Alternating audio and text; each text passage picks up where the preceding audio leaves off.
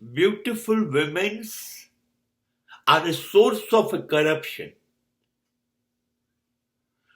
It can destroy not a man, but the state, but the country, but the world also. આ વિશ્વની એક અદ્ભુત સ્ત્રી નામ ક્લિયોપેટ્રા. યુરોપની કેટલી બધી સભ્યતાઓ બદલાઈ ગઈ એની પાછળના એક પાગલપનને કારણે. જે સભ્યતા એ એથેન્સ હોય, એ ગ્રીક હોય, કોઈ પણ સંસ્કૃતિ, એ રાજાઓ એના સૌંદર્ય પાછળ પાગલ થતા ગયા. બસ એ જ કામ કરતી.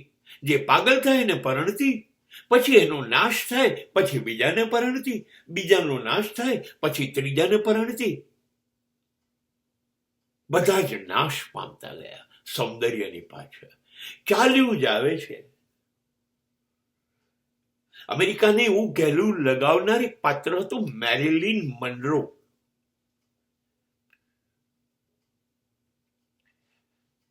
પ્રેસિડેન્ટ કેનેડી અમેરિકાના, એ એના પ્રેમી. હવે તમે વિચારો, અમેરિકામાં એ શું ધારે એ ન કરાવે. હા, એ ધારે અમેરિકામાં તો થતું હતું, પણ કેનેડી જે ધારતા એ વિશ્વમાં કરાવતા હતા એ મેરિલિન મનરો પાસે.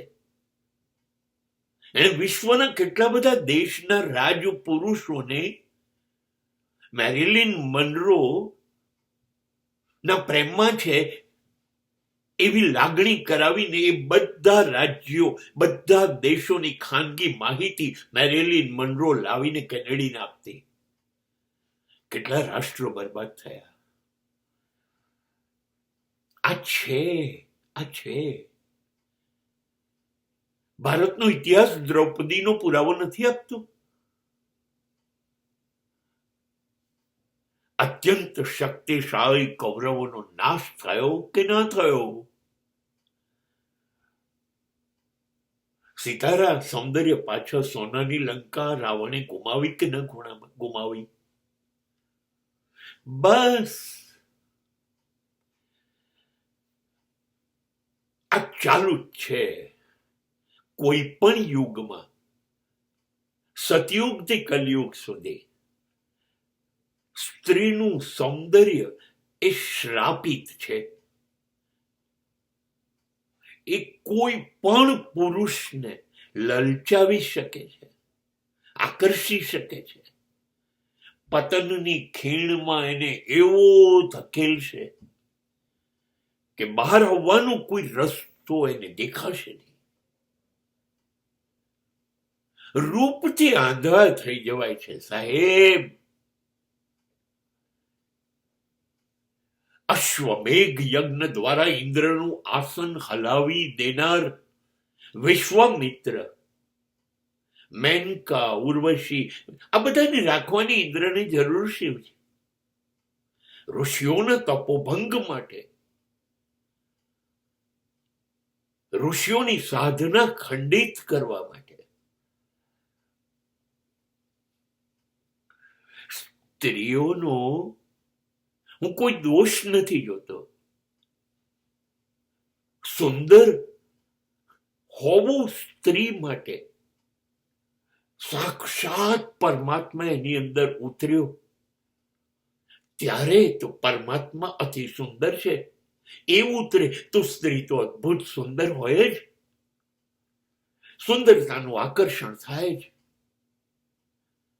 અને આકર્ષણ પુરુષને થાય છે.